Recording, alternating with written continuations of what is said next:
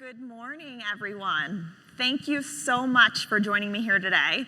I know there's a lot of competition for your time, so I really appreciate you carving out this hour or however many minutes you can to spend with me and to talk a little bit about GitHub and Copilot.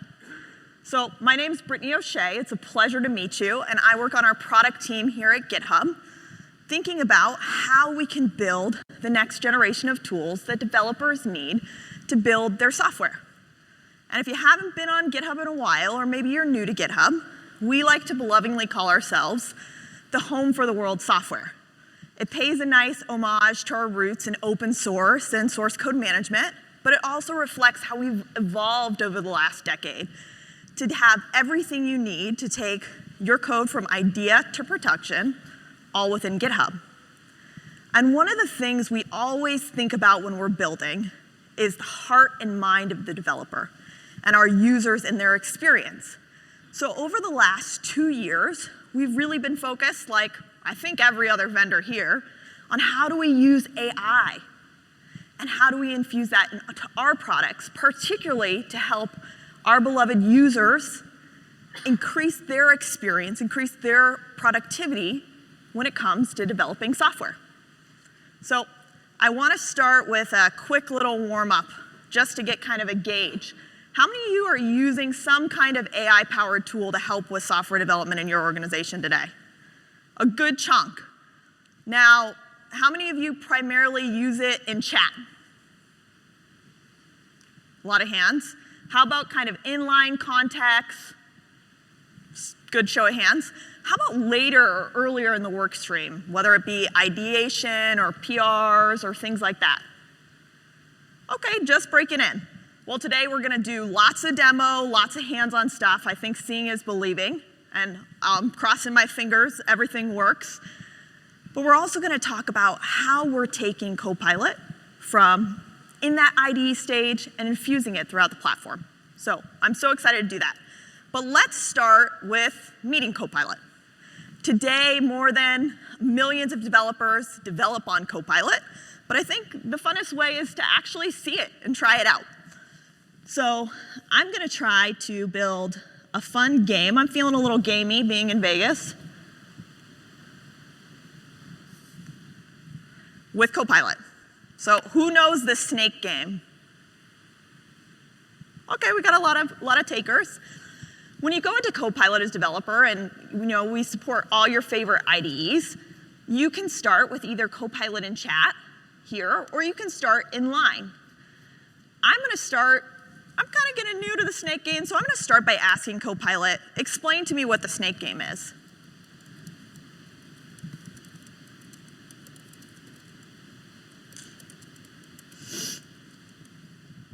And Copilot will go ahead and generate a response to tell me what that game is, where it is. And if you're like me and you're dyslexic, you might have a few typos. Of course, we'll avoid those and be able to answer, but you could also use voice to text, or you could upload an attachment if that's easier for you to start that prompt and get started working. I'm going to ask Copilot to build me a snake game that renders in HTML.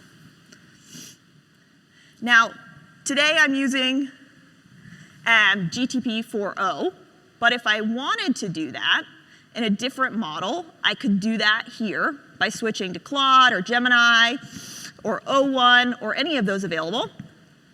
And we'll show that later. It looks like right now it's showing me kind of a proposed structure. I'm going to say, give me the code to build a snake game that renders in HTML. We're going to let Copilot here generate that code for me that I can then use, copy into my IDE or switch over here, and actually start to use that. So I'm going to go ahead and bring this code in. It's going to apply the Copilot code block right in here. And then I could go ahead and edit this or make comments or ask more questions to follow on. And once it's in here, we're going to come back and we're going to see if this runs and this works for me. Now, I know what you might be thinking as this generates and works through. This is a little cutesy. And it is, it's fun. It gives us that nice kind of lightweight. But if you're building enterprise applications, you might be thinking, this is nice. I'm going to save this, and we'll see if it works.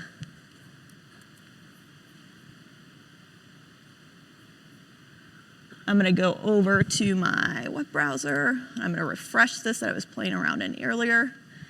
And we got a snake game working from here. But as I was saying, I know what you're thinking. We have some larger enterprise goals or scales, and it's nice to think about a developer getting started from nothing and developing that game. But our developers have to do so much more than coding.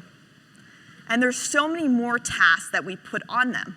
And we need to know that it responds to our nascent enterprise code, and that we can get more time back into coding and more throughput through the other responsibilities that they're working through.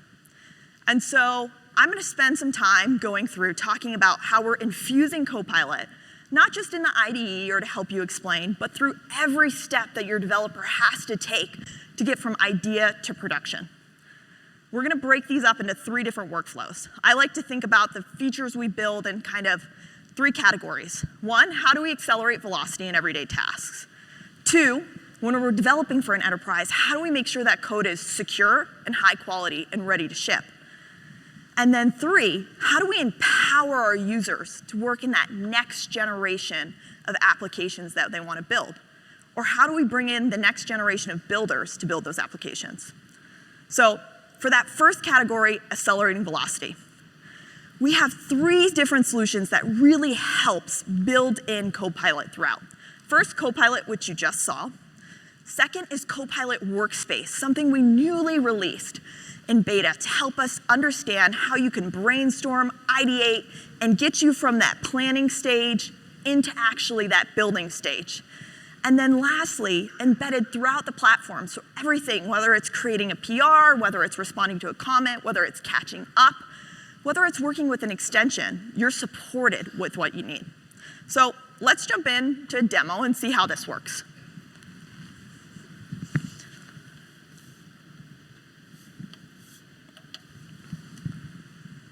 So I'm going to imagine I'm building my own bookstore.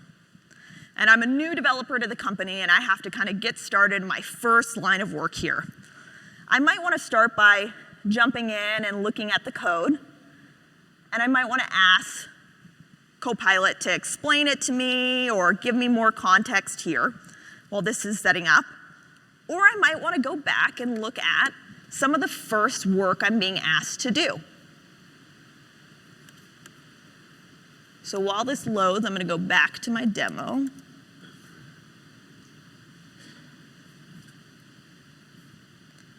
And go back into my repositories.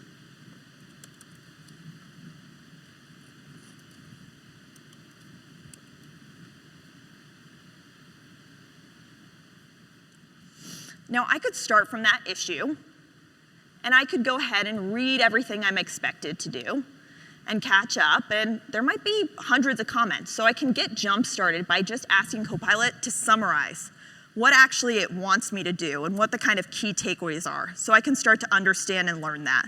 This is extremely helpful when it comes to catching up. And that can be a helpful place for me to start while I'm waiting for my code spaces to get running in the background.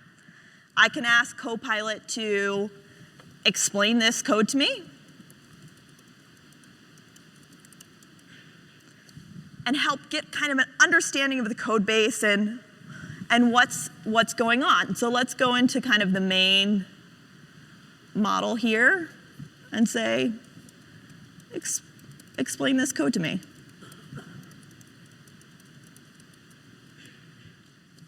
And it'll start to provide description as far as helping me to get up to speed as far as what's the purpose, what's happening.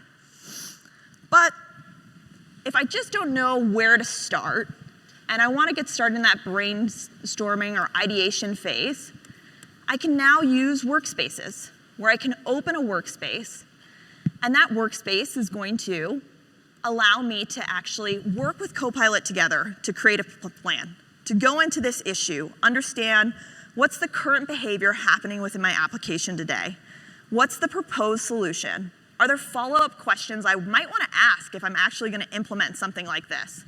Do I need to learn more about implementing star rating systems in web applications or get some ideas on how to visually display them? I can go ahead and go back and forth in this brainstorming phase to understand ideas that might be important and to help me get started.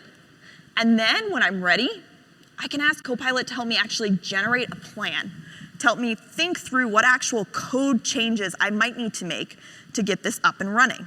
It'll tell me the different files I need to edit, how I might go how to achieve that.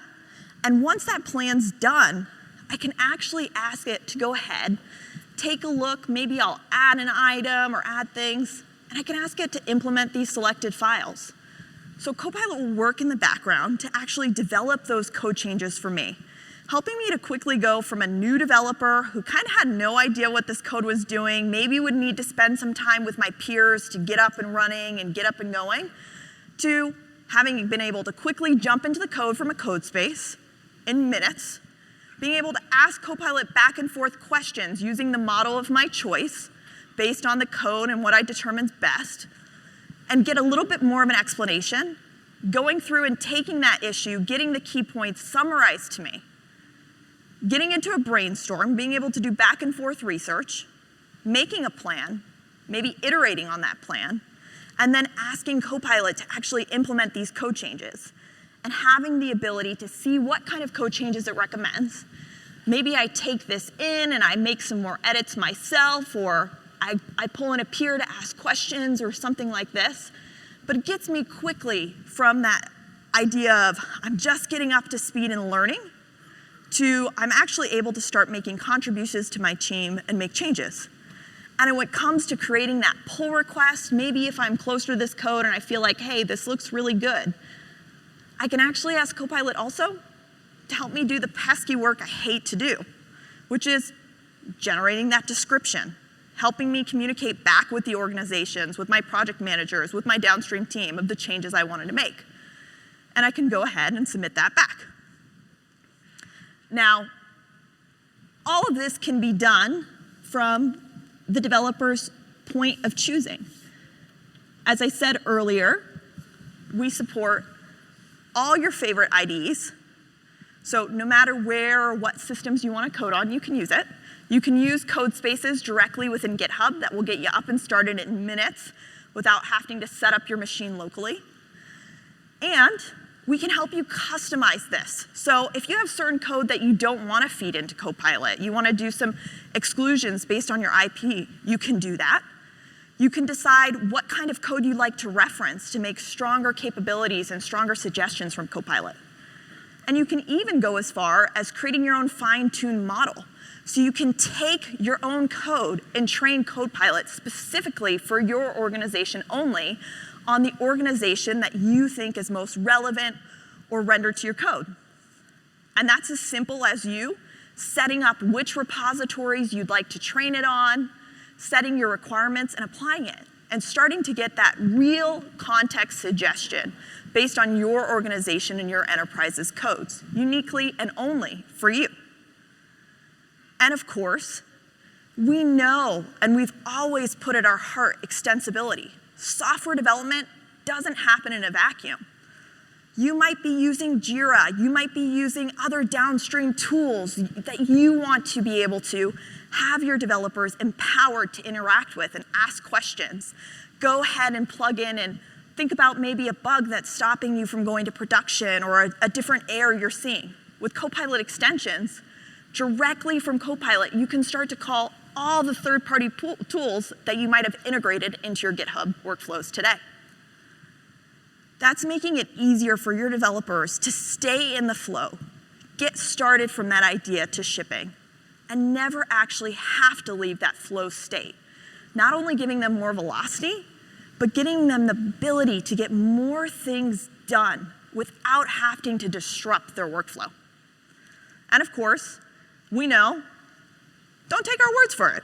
You want to be able to measure this. You want to be able to understand as an enterprise what's important to your organization, how many suggestions are being taken, So we've released an API with metrics, and we're coming up with more robust reporting that you'll be able to leverage soon in your organization to also better understand how developers are using Copilot.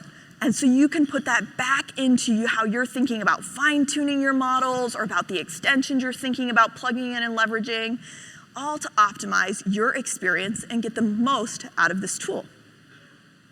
But I know I'd be remiss, my background's in security, if we didn't talk about, well, how do I make sure everything's secure and everything's copacetic, especially as I'm having more AI-generated code within my system.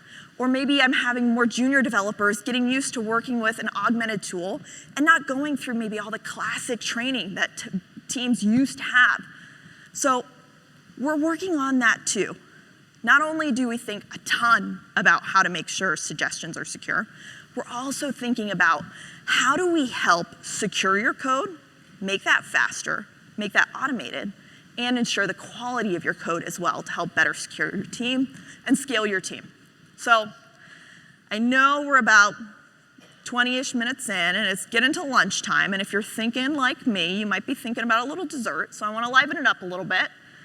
And to start, I want to play a little game to talk about our mantra, found means fixed, because we believe we can move the industry from this, I've got a lot of alerts, to I can actually fix them immediately when I find them. So, has anyone seen the game Real versus Cake? Okay. We're going to play a little game where we're going to see if you could detect secret credential leaks better than AI. If we think about secret credential leaks as kind of a precursor, at GitHub we have GitHub secret scanning, and we've detected over 3.2 million secrets that were about to be pushed into code just in the last 6-ish months alone. It's a huge problem that impacts our industry. And we've worked a lot with those token providers like AWS to make standardized keys so that we can detect them with high accuracy. But the industry still has a really big problem with generic secrets. What's a generic secret? A password, cat lover, !1. I have to change it every 3 months, but I just changed one character, because who can remember all these passwords? Those have been traditionally really hard to detect at scale. And you could imagine really noisy if you try to pass those results back to your developers to actually stop and fix. So one of the projects we've been recently doing is leveraging AI to enhance the detection of secrets and being able to do that at scale. So, as I said, we're playing a game. I want to raise hands if you can tell me which one you think is a true password that's been leaked in code. Anyone? No takers, me either. They both look pretty real. They've got capitals, they're about the right string length, they've got a special character. Either one could be, and in fact, one of them is a real live example. I'm going to zoom out. How about now? Do you think you could tell which one's the password? No takers yet? I can see maybe we're not feeling good on the gambling today. It still looks real to me too, I don't blame you. One says auth token, could be a password. One says string pass, also could be a password. I'm going to zoom out a little bit more and see if I get someone's betting mood in mind to say what they think is the password. How about now?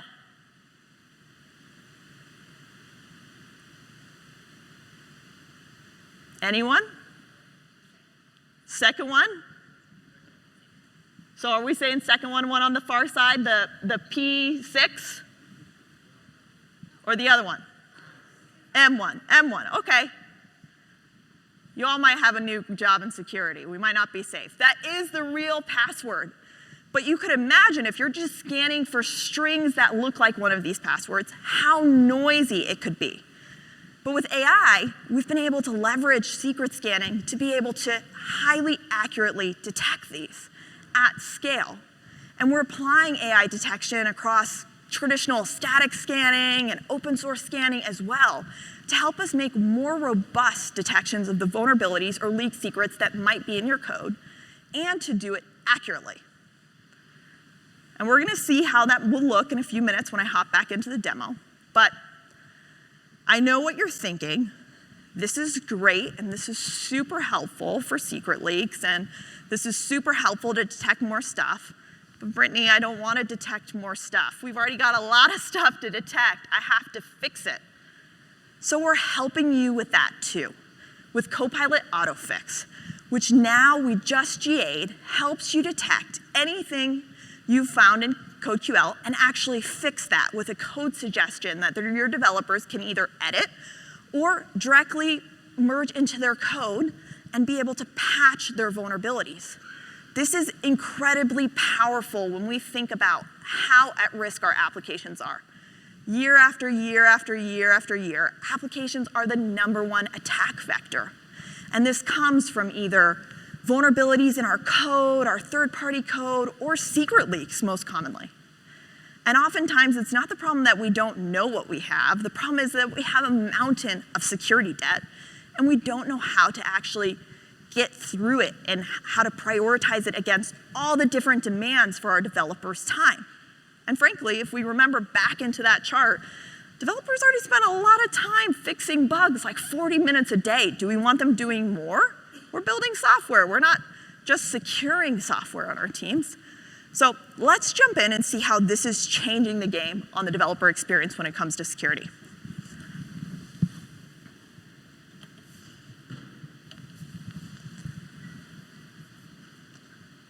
So if I'm a developer and I've gone ahead, like my colleague Nick here, has put a new server in, I'll now have GitHub Advanced Security working in the background to detect those security vulnerabilities, like CodeQL has detected here, this missing rate limit. And then I'll have Copilot Autofix, the Autofix agent, actually summarizing to me what this vulnerability is, why it's there. And then I'll have this code directly here that I can either edit, commit the suggestion, or I could go back to that workspace experience and open it in a workspace, which is going to enable me to maybe edit, ask more information, before I feel confident to make that pull request. This is changing the game as far as it takes for actually fixing vulnerabilities. The time saved is going back from over an hour and a half to fix the average vulnerability down to less than 30 minutes. And in certain common classes of vulnerabilities, like cross-site scripting or SQL injections, we're seeing 7x and 12x time improvements at scale across hundreds and thousands and millions of vulnerabilities that we're detecting. But we know what you're thinking. I have other risk, other tools that are finding vulnerabilities too, not just GitHub. So in line with our passion about the ecosystem and supporting the ecosystem, we're also extending Autofix to help with third-party detection. So for example, if I've got ESLint running here and I need to do a fix or a different type of scanning tool in our new partner program, your developers not only get that same nascent experience, so doesn't matter what you're detecting with, same experience of getting that information to them, same description, and an auto fix to help them fix it. And if we think back to kind of what I like to think is the original auto fix in SCA, how many folks are using Dependabot or some kind of solution like that today in their organization? I'm seeing a fair share of hands.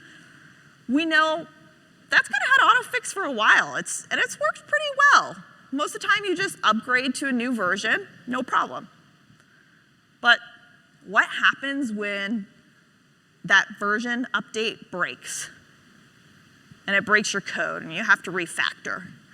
We know this can be extremely painful, especially when we think about the nature of supply chain attacks and how so often we don't get the courtesy of finding a vulnerability in our own code just privately by ourselves, but we find out as an industry all together and have a mad dash to remediate vulnerabilities across all the places this exists within our organization. And if it requires refactoring, this can be weeks long of initiatives across the company to go back and fix. So now, with AutoFix for Dependabot, we're able to detect that a breaking change is going to occur when upgrading to the latest version or the most secure version. And we're able to actually help you understand why the function is going to break, as well as give you that code snippet to help you repair where that break is happening, so you don't have to do that manual refactoring yourself. And if you're still not sold yet, and you're like, this is great, but someone's got to go click this manually, and how do they know what to prioritize and what's important? And maybe if you're a security person like myself in a past life, where you're spending a lot of time on dashboards that look like this, let's get back.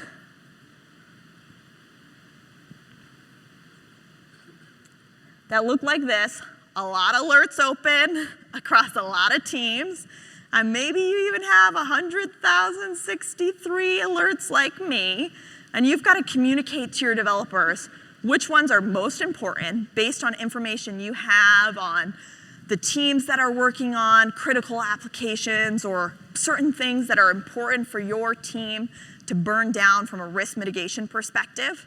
You can now seamlessly do that all within GitHub at its scale. With our new campaigns functionality, you can go through and you can filter by repository, by rule type, by severity. And once you filter that down, you could create a campaign. And if you're unsure where to start, you could even use some of the out-of-the-box campaigns recommended by GitHub that focus on either your most critical alerts, your MITRE top 10 known exploitable vulnerabilities, certain classes like SQL injections or cross-site scripting. And when you actually go ahead and click in to make this campaign, let's say we're going to do one on SQL injections, you'll be supported with a title, a place to provide a description, which we've helped create for you, but you could also put your own nascent information, links to your internal, maybe documentation on security issues, or your different campaign you want to run and you want to direct developers to, why it's important. Maybe you're running a certain initiative and you want to tie that back to that documentation for the team to be able to educate themselves. You can create a due date as far as when you want that done from an SLA perspective. You could assign a different campaign manager. Maybe that's yourself. Maybe that's that security champion on the development team that you are working with closely to burn down tech debt or risk in that area. You could also filter this down by repository type. As you can see here, we allow 1,000 alerts across our campaigns. And so you could say, I don't want to start with that many alerts. I want to start small. You could go ahead and take out certain repositories or focus on certain groups and teams.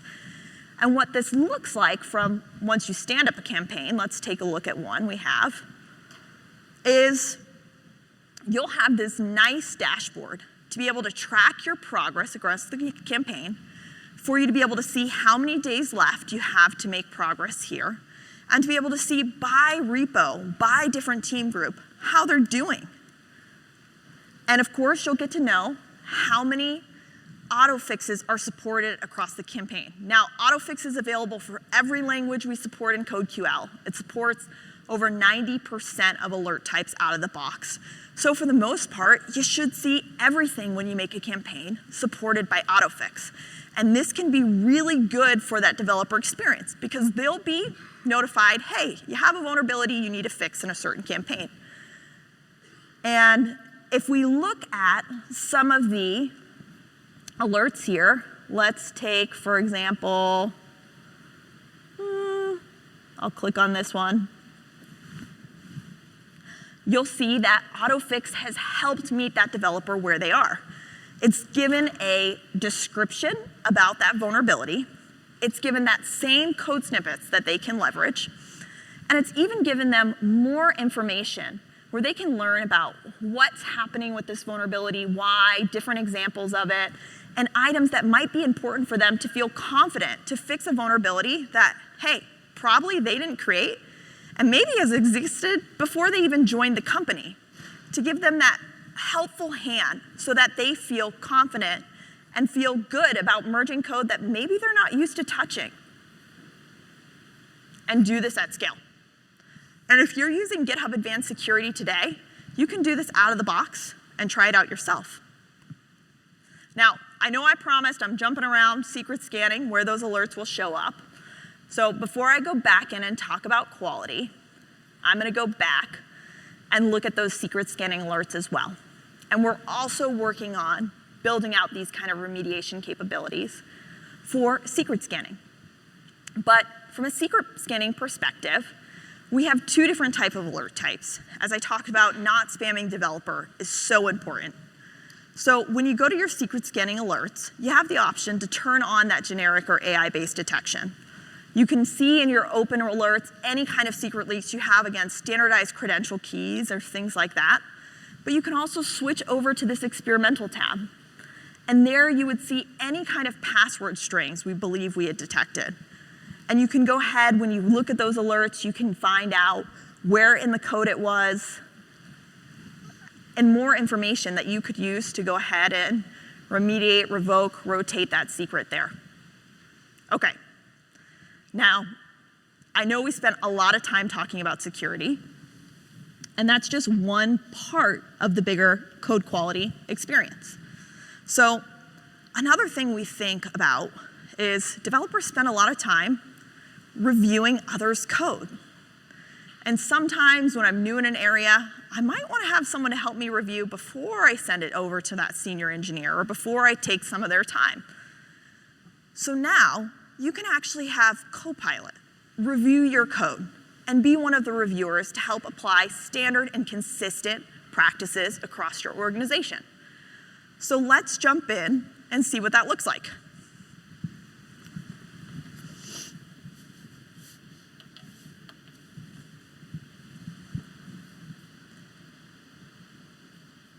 So if I'm a developer, like Samina here, I'll see, of course, those security results that'll give me that feedback that we just spent a lot of time talking about. But in that same stylistic view, I'll also start to see Copilot feedback if I've opted into having Copilot as one of my reviewers. And I'll be able to have that same auto fix, which will help me actually create that fix to bring the quality of my code up. And I know what you might be thinking. Quality can be subjective. We all have our different standards and our different coding practices that we want to make sure are applied throughout our organization. So you have total control of that. You can make your own coding guidelines that you can have Copilot specifically review for, either by using out-of-the-box icebreakers provided by us or by doing your own certain coding standard that is important to your organization. So let's take, for example, don't use select star in SEL queries. Okay. It'll create a name for the rule, and it'll create a description for the icebreaker. I could edit this again. And maybe I could put some sample code, use cases that I've seen in my organization that I want to make sure don't happen. But if I don't have that sample code, I could also rely on Copilot to help me generate a description and help me give examples for what we're going to look for. That's going to fuel my different rules I want to put in my organization to help. And I can pre-run this to see how this works in my organization and make sure everything's looking how it should. And then I can save that rule and apply it at scale, helping to ensure I have consistent quality and standardization across all of my code without actually requiring developers to manually go in and nitpick and do all those reviews. They can focus their time on major quality feedback rather than some of this kind of administrative or more boring feedback that we can always are doing that trade-off of like, how in the weeds should I get in this review? How nitpicky should I be? We remove that for them. We have Copilot help them. And we're a big practice of Purinaing at GitHub. So we've actually tried Copilot Review ourselves before we would ever ship it out into beta. And what we found across all of GitHub PRs is that we had a 60% acceptance rate of the code quality improvement suggestions. And we took down the peer review time on PRs from hours down to minutes, giving an incredible amount of time back to the team to be able to focus on what matters most to them, developing new features, interacting with their peers in meaningful ways, and having meaningful discussions that aren't really about that kind of nitpicking on the quality here or there. Okay. Last but not least, we've talked a lot about how Copilot is infused across your development lifecycle to help you at every step of the way, not just in the IDE and not just in chat, but actually in line and through any task you might take. We've talked about how we want to improve the security of our code and the quality of our code, and how Copilot can not only help you detect more and help you find more things, but also actually fix them and fix that at scale and orchestrate across their organization. But I know many of your organizations might be like GitHub. You're trying to bring this same value back to your customers and think about, how can I leverage AI to improve my customers' experience or help them to reach their goals? And that's where our latest interventions around GitHub Copilot models, as well as Copilot Spark, come in to help you or to help you find new builders within your organization. So Copilot models. When we first start thinking about what we're going to build when we're building an AI app, typically we want to start by understanding, what model should I use? And if you've been on a different models community lately, you see there's a lot of choice there that you can be able to leverage from. We try to make this easy by bringing different models. Today we have 40 available for you to choose from, all within the known GitHub marketplace. So where you would go find about Copilot extensions you might use, or where you'd find about different actions you might run and automate, you can now find about different models that you could leverage within GitHub as well. Here you can scroll through different model providers. You can go ahead and understand and read more about them, understand what is important, what kind of licensing, what languages they support, anything you need. Or even better, you can go into the playground and you can actually start to test the model yourself. And you can start to see how it responds to the different type of prompting you want. And even one up better from that, you can start to compare models against each other. So you can start to understand, hey,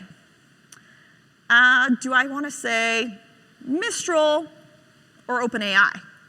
Which one would respond to this prompt better? I'll use this icebreaker. Can you explain the basics of machine learning?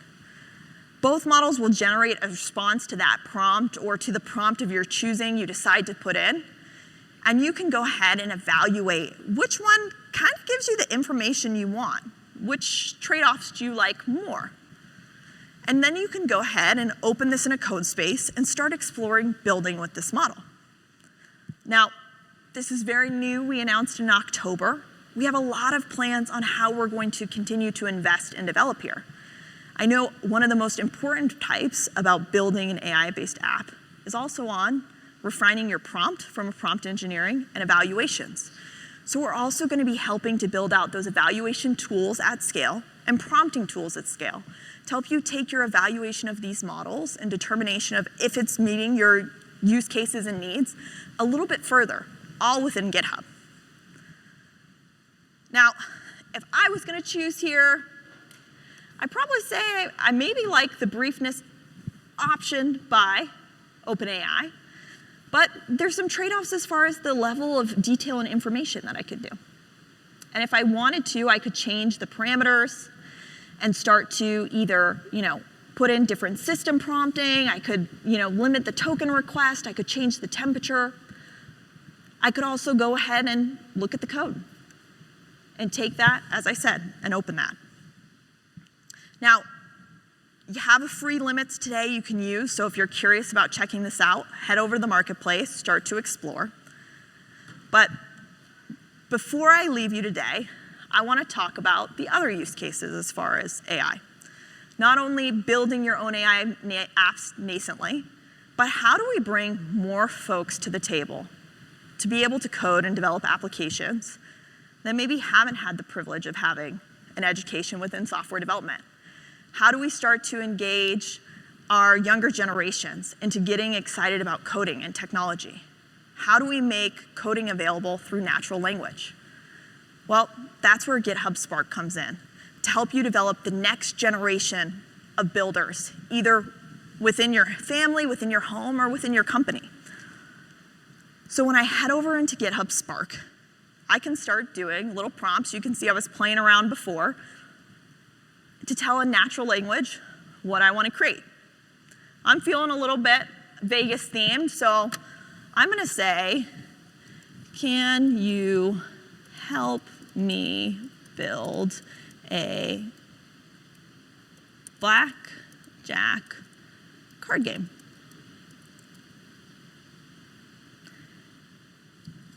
And Spark is going to go to work. It'll work in the background to actually develop the code, but I, as the user, have to have no context of how to develop an application, what I might need, what infrastructures or systems.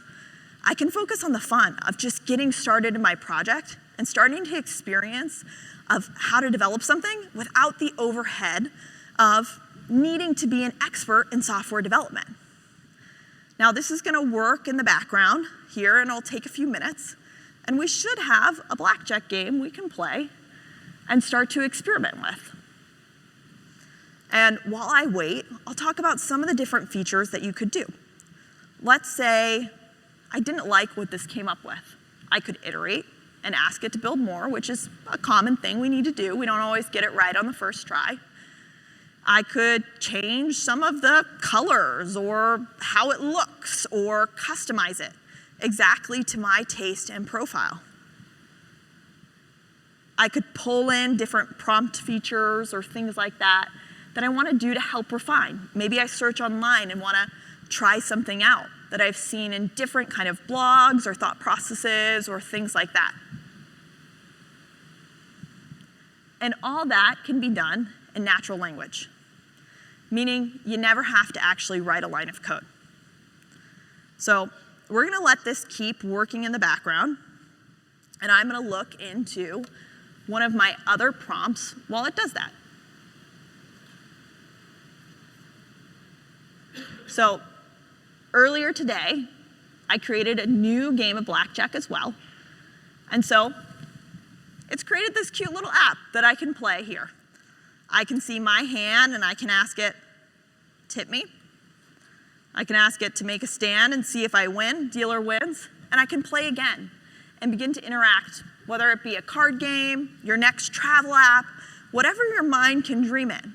I can start to generate an application all here for me to be able to do exactly that, develop without having to develop.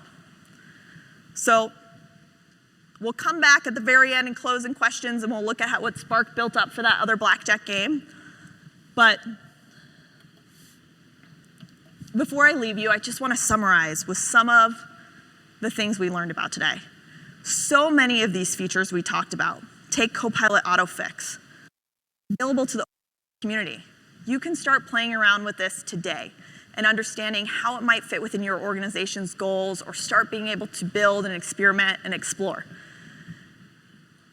My hope for you is that you've learned something here that you can take and get back to what you'd like to do. Build something next, build something new that we can all leverage as we continue to grow and develop as a community in our digital world. So thank you for your time today. I'd like to open the floor to any questions you might have seen. I'll do my best to answer them, but if not, you can always swing by the GitHub booth and connect you with experts that might be nascent in your space or organization based on questions you have.